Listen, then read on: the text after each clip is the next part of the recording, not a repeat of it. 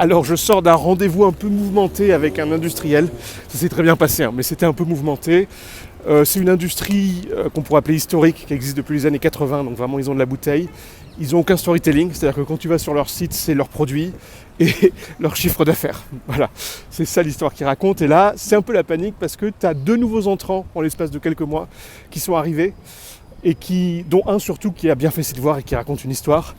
Du coup, c'est un peu la panique et c'est est-ce qu'on doit prendre la même histoire ? Bien sûr que non. Bien sûr que non, mais en fait, la source de ce que j'identifie dans leur approche, c'est qu'ils ont peur de ne pas avoir d'histoire. Ils disent, mais nous, attendez, on fait ça, on fabrique ça, on est des fabricants, on est dans la matière, dans le matériel, on n'a pas d'histoire à raconter.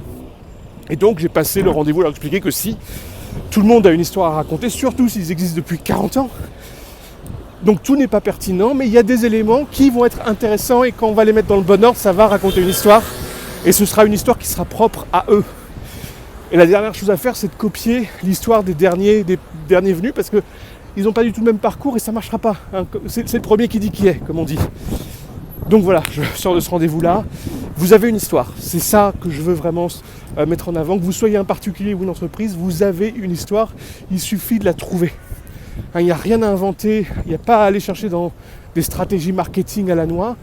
Partez de la vérité. Et vous allez construire votre histoire et ça va devenir la base de votre communication. Et si vous voulez qu'on fasse ça ensemble, je m'appelle Nicolas Boulanger, je suis ingénieur des ponts devenu réalisateur de films. Et c'est exactement ce que je peux vous aider à faire. Discutons-en.